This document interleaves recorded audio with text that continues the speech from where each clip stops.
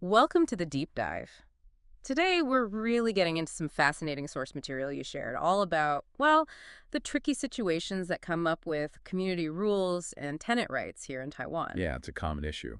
Our goal, to unpack it all, find the key takeaways, and hopefully give you some useful insights. Absolutely. Let's try and clear up some of the confusion. And we're kicking things off with a specific story, a case study from the sources, because it just perfectly sets the scene. Let's talk about Xiao Li. Okay. He's a young professional, moves into this place called Urban Garden. Sounds nice, right? Mm-hmm. He chose it for the location, obviously, but also the advertised perks rooftop garden, a gym. Looked ideal. The kind of thing that attracts renters. Exactly. And his landlord, Mr. Chen, even verbally told him, yeah, sure, you can use the public facilities, no problem. Ah, the verbal confirmation. That often comes up. But then reality bites. He moves in, wants to share some friends the rooftop garden one weekend. Nope. Start by the management committee. They pull out the community regulation, the UVA, and point to a rule. What to say? Gardens only for owners and their immediate family explicitly says guests of tenants are not allowed. Ouch. So much for showing his friends around. Right. First shock. Then the gym. Xiao Li wants to work out after his job, normal hours. Makes sense. Same job, different rule. Tenants can only use the gym between 10 a.m. and 4 p.m., off-peak only. Seriously. That basically excludes anyone with a standard workday. Totally. And to add insult to injury, he gets told he has to pay an extra NT $500 a month, a cleaning fee. A fee just for tenants. Just for tenants using the gym. Owners don't pay this fee at all. Wow. Okay. So you can imagine how Xiao Li felt. He's paying rent, which he assumes covers using the place, including the amenities that were advertised. Of course. That seems reasonable. His landlord never mentioned these restrictions. He starts feeling like, a second-class resident, paying good money for less access. That phrase really captures the feeling, doesn't it? Inequality. Absolutely. It just throws his whole expectation of quality of life out the window and makes him question if this is fair. Is he being treated equally? And his story isn't unique, unfortunately. Not at all. It perfectly highlights this friction zone, tenants, landlords, management committees, all bumping heads over these community rules and who gets to use what. It leads directly to that big concept discussed in the sources. Rent sale equality. What does that actually mean in practice here? It's a really common scenario, and it cuts right to the core of living in these apartment communities today. Sharing space means needing rules, but making them fair for everyone. That's the challenge. So this deep dive is about using the sources you've sent us to look at the legal side, the real-world problems like Xiao Li's, and potential solutions. Exactly. We want to give you a clearer picture of where the legal lines are drawn. Let's start with the basics. What does community living actually entail in Taiwan's apartment buildings, the oisu? Right, the foundation. At the heart of it, you've got these community public facilities and regulations, the yi. The rule book. Pretty much. Think of it as the internal constitution for that building community. It's a set of rules the owners agree on together. For everyone's benefit. Ideally, yes. For the common good, maintaining the environment, it's basically a private contract among the community members. Its purpose is broad, manage the building, the facilities, how residents interact. It touches on welfare, rights, safety, order, all that. And the sources show these views can cover a lot of ground, like defining shared versus private spaces, rules for common areas, no fireworks, noise limits, garbage rules, the usual stuff. But also really specific things, pet policies, parking assignments, what you can do to your balcony walls. One source even mentioned a rule about where kids could play ball. They can get very detailed. And here's the critical legal point. Once a T is properly set up, it's binding. It's a legal act. Binding on who? Just the owner? No. Binding on all die. That means residents or occupants. And the law, the Apartment Building Administration Act, is explicit. It includes tenants. Okay, so tenants are legally bound by these rules. That's huge. It is. But there are limits. The dish can't just say anything. It can't violate mandatory laws like core principles in the Civil Code. It can't go against public order or good morals. Standard legal limits. Right. And crucially, if a rule is clearly unfair without a good enough reason, it can be challenged in court. Clearly unfair. Like maybe charging only tenants a gym fee. Potentially, yes. That's exactly the kind of thing that gets scrutinized. Because tenants are bound as hushu, the fairness and legality of the due, especially regarding facility use. is central to this whole rent-sale equality idea. Are the rules fair to everyone, or are tenants getting, well, shafted? Let's unpack that term then, rent-sale equality. Sure. The sources say it's not one single law in Taiwan, right? More like a concept. Exactly. It's not a defined legal term like, say, contract. It's an idea emerging from the push for more equitable housing rights. Where does it come from? The sources mention examples, like China's Shang'an New Area using it to give renters access to education or healthcare. But for Taiwanese housing, the core spirit is this. Tenants, as legal occupants, as lika, should have rights to use their home and the common facilities that are, reasonably similar to owners' rights. Similar, not identical. Right. The key is they shouldn't face unreasonable or discriminatory treatment just because they rent. What's the basis for that? Several things. One, equal protection owners and tenants are both housing users. Two, the rate you pay implies you get reasonable use of the whole package, including common areas. Three, fair treatment. If you're bound by the rules, you should get fair rights under those rules. And four, preventing arbitrary discrimination treating tenants differently needs a valid reason. So it's evolving through court cases and legal thinking. Precisely. And the focus is very much on use-related rights living in the space, using the facilities. Not ownership stuff like voting in meetings or owning a piece of the lobby. Okay, so if that's the principle, is there a specific law that gives tenants some teeth here? The sources point strongly to the Residential Act, Article 54. Yes, Article 54, specifically subsection 1(3). This is really the cornerstone protection for tenants facing these kinds of restrictions. The whole act aims to protect basic housing user rights. What does that subsection actually say? Paraphrasing the key part, it says, "No one shall refuse or obstruct a housing user from lawfully using the exclusive part of the dwelling and common parts, spaces, facilities, equipment, and related services not designated for specific exclusive use." Okay, let's break that down. No one. Super broad. Owners, management committee, other residents, the building manager, anyone. Housing user. That's the person with the right. And tenants are explicitly housing users. Reinforces their use style. Shall not refuse or obstruct. Can't block you, can't hinder you. A clear prohibition. Lawful use. Means you have to follow the rules, yes, but only rules that are themselves legal and non-discriminatory. Exclusive part is the apartment itself. What about the common parts? That's the lobby, stairs, lifts, and crucially, the amenities, gym, pool, garden, the stuff everyone shares. And the kicker is not designated for specific exclusive use. Exactly. This is the core protection. Unless a common area has been formally and legally set aside for a specific owner's exclusive use through the proper channels and recorded in the day, which is rare for things like gyms or main gardens, it's presumed open to all residents. All including tenants. Including tenants. It establishes a principle of openness for common areas. Restrictions are the exception, and they need justification. So what's the concrete impact of this law for tenants like Xiaoli? Huge. First, it elevates their right to use common areas. It's not just a favor from the landlord or dependent on the DAO. It's a statutory right. Second, it limits what the GO can do. Any rule in the yield that clashes with this Residential Act article is invalid. Invalid. Just like that. Legally, yes. The sources mention Ministry of Interior interpretations confirming this community rules can't take away rights granted by laws like the Residential Act. So if Xiaoli's gym restrictions are found to refuse or obstruct his lawful use without good reason, that part of the D is likely invalid. That gives rent-sale equality real teeth. It really does. It provides the legal substance, and importantly, it gives tenants a legal basis to seek remedies if those rights are violated. Right, remedies. What can a tenant actually do if they're being blocked, like Xiaoli was? Well, the Residential Act itself provides a specific path in Article 55. If your Article 54 rights are violated, say, you're unfairly barred from the gym, you, the tenant, can file a complaint. File it where? With the management committee? No, directly with the local government authority, the city or county housing department. And you generally have 1 year from the incident to file. What does the government do? Their first step is usually mediation. They try to bring everyone together, tenant, landlord, management committee maybe, and find a solution. And if mediation fails? If it's not resolved, and the authority sets a deadline for improvement that isn't met, then the party causing the violation, the committee, maybe could face fines. So it's a way to get official intervention without immediately going to court. Exactly. It's designed to be more accessible. Of course, other options exist too. Local mediation committees, maybe consumer protection channels if the landlord's a business. And ultimately, a civil lawsuit is always possible.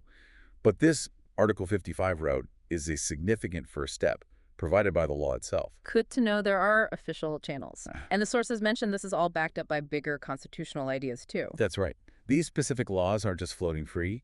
They connect to fundamental principles in the Constitution, like the equality principle. Everyone's equal before the law. Basically, yes. Now, tenant status isn't listed like race or religion, but the principle prohibits arbitrary discrimination. If a community rule treats tenants differently from owners without a solid objective reason, it could violate this principle, especially when linked to another right, like using your home.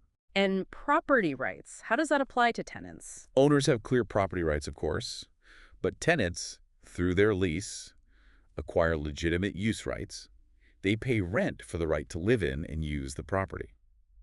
If community rules become so restrictive that they significantly impair the tenant's expected use, like completely barring access to advertised facilities, it could arguably interfere with those use rights. Makes sense. And there was another one, proportionality. Ah, yes, the proportionality principle.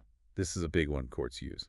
Any rule that restricts someone's rights, including a tenant's right to use facilities via the chair, has to be balanced. Balanced how? It needs to be necessary for a legitimate purpose, like safety or order, Mm-hmm. has to actually help achieve that purpose. It should be the least restrictive way to do it. Are there less intrusive options? And finally, the harm caused by the restriction can't be way out of whack compared to the benefit gained. That high court ruling mentioned in the sources specifically said facility use restrictions have to meet equality and proportionality standards. That applies squarely to tenants too. So the management committee, the FI, they're the ones enforcing these rules day to day. What's their actual power and what are their limits? Right, they're the executive arm. They implement decisions made at owner meetings and manage common areas according to the law and the crucially, they don't write the owner's vote on that. So what can they do? Execute resolutions, maintain common areas, collect fees, enforce the within limits, usually through warnings or reporting to authorities, not direct fines typically, and represent the community legally. They often draft or propose changes to the though. Okay, but the limits are important. Absolutely critical. First, as we've said, they cannot contradict mandatory laws like the Residential Act's protection for tenant use rights. If a your rule does, it's invalid, and they can't enforce an invalid rule. Even if the owners voted for it. Even then, law trumps the Second, rules can't be clearly unfair. The committee can't just enforce rules that benefit some owners while unfairly disadvantaging others, including tenants, without justification. Fairness requires considering all residents. And proportionality. That too. The way they enforce rules and the rules themselves must be proportional. Yeah. And they can't discriminate without a valid reason. Their power isn't absolute. It's constrained by law and principles of fairness. Which brings us back to the common fights we see on the ground, right? The sources list quite a few friction points. Oh, yeah. These are the things that cause disputes constantly. Pet rules, always a big one. Use of public facilities, time limits, extra fees just for tenants, exactly shall lease problem. Parking. Huge. Availability, guest spots. Can tenants even rent a spot? Visitor rules registration, time limits affecting social life, garbage disposal, noise, renovations. It's a long list. And sometimes rules specifically targeting tenants, like that EZ case. Yes, the police clearance certificate case. That one's really significant. It went to court in Chiayi. What was the issue there? The community had a rule. Only owners who rented out their units had to provide a police clearance certificate for their tenants. Only landlords. Not, say, owners whose adult children lived with them. Exactly the point the court picked up on. Other non-owners living their family, long-term guests, didn't face this requirement. It singled out renting owners and, indirectly, their tenants. So what did the court say? They asked, what's the reasonable justification for this difference in treatment? The management committee couldn't provide one. Why target only tenants this way? Since there was no good reason, the court called it unfair treatment. And the result? The court revoked that specific clause in the G, found it a jom, clearly unfair under the Civil Code. Wow. So the courts will step in if rules are clearly discriminatory towards tenants. Absolutely. This case is a key example. It shows that fairness and equality principles are being used to strike down rules that single out tenants without a solid, objective justification. It backs up that high court idea. Rules about common areas need to be equal and proportional for everyone, tenants included. Okay, so we've covered the rules, the tenant, the committee. What about the landlord? Where do they fit in all this? What's their responsibility regarding the D? Ah, the landlord. Their role is absolutely crucial, especially when it comes to disclosure before the lease is signed. Is there a law saying they must provide the dough? Maybe not one single explicit statute saying, thou shalt provide the day. But the obligation really flows from broader legal principles. Good faith in negotiations, for starters. Meaning they shouldn't hide important stuff. Exactly. If rules exist that significantly impact how you can live in or use the property rules about pets, parking, visitors, facility access like shall leave faced, the landlord should be upfront about them. The sources argue strongly that for those rules to even be properly binding on the tenant, the landlord needs to inform them fully. How? Just tell them. Telling might not be enough. Yeah. Ideally, providing a written copy of the DA, maybe attaching it to the lease explaining key points. There's also the landlord's basic duty to provide a property fit for its intended use.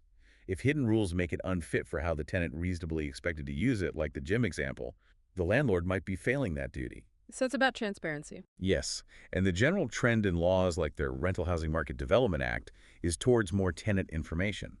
Plus, if the landlord's a business, consumer protection might require full disclosure too. What if they don't disclose the rules, or maybe even mislead the tenant? Big consequences potentially. First, the undisclosed rules might simply not be binding on the tenant. The tenant can say, hey, I never agreed to this rule you never told me about. Okay, what else? The landlord could be in breach of the lease contract.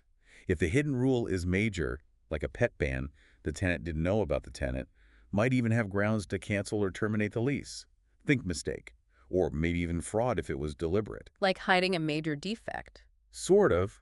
The sources use the analogy of hiding a stigmatized property. Hiding significant restrictions can be seen similarly. The tenant could potentially sue for damages too. And if the tenant breaks an undisclosed rule, The landlord's ability to enforce the lease based on that violation is really weakened. They can't easily hold you to a rule they'd never told you existed. so the best practice for landlords is Be upfront. Provide the full current wind before signing. Give the tenant time to read it. Highlight key rules. Put it in the lease that the tenant received it and agrees to follow it. It protects everyone. makes complete sense. All right, so wrapping up, how can everyone involved, landlords, tenants, committees, just try to make things work better and avoid these fights? Yeah, it really comes down to communication and clarity from everyone. Okay, so for landlords, Full disclosure upfront is number one. Provide the deed before signing. Allow review time. Attach it to the lease. Get confirmation the tenant has it and understands they need to follow it. Know the rules yourself. Help the tenant understand initially. Maybe act as a bridge for minor issues. And keep them updated if rules change. and for tenants, what should they do? Be proactive. If the landlord doesn't give you the deed up front, ask for it. Read it carefully, especially the parts important to you. Pets, parking, visitors, facilities, hours, fees. Ask questions before you sign if anything's unclear. And be honest with yourself. Yes. Can you realistically live by these rules? If not, maybe that place isn't the right fit. Better know now. Confirm in the lease you got the A. Once you move in, follow the rules in good faith. If problems come up, try talking calmly, first landlord, committee. And keep records lease, any important emails or letters. So information, communication, and keeping records. That covers a lot of it. It can prevent so many headaches. Okay, so let's distill this. Key takeaways from the deep dive. All right. First, tenants in Taiwan do have legal standing as O. You're part of the community, bound by rules, yes, but you also have rights. Second, the Residential Act gives tenants specific statutory rights to use common areas, limiting what the E can restrict. And rent sale equality. It's evolving, but courts are using fairness, equality, proportionality. Look at the E-Day case to push back against rules that unfairly target or burden tenants without good reason. And finally, landlord transparency about the rules before signing is absolutely vital. Thinking back to Xiao Li, his story, his frustration, it's not just him, right? It shows these principles in action, the real-world struggle for fair treatment. Exactly. It's where the legal concepts meet everyday life. So what does this all mean for you listening? It means knowing that as a tenant, you're not powerless. You have rights, especially regarding common spaces. But it also means that a peaceful community needs clear, fair rules for everyone, owners and tenants. And open communication. Definitely, it makes you think, doesn't it? How can we all, whatever our role, help build communities where everyone genuinely feels like an equal resident? A question worth pondering. Thanks for joining us on this deep dive. We hope it sheds some light on a complex area and maybe encourages you to check out your own community's roles with fresh eyes.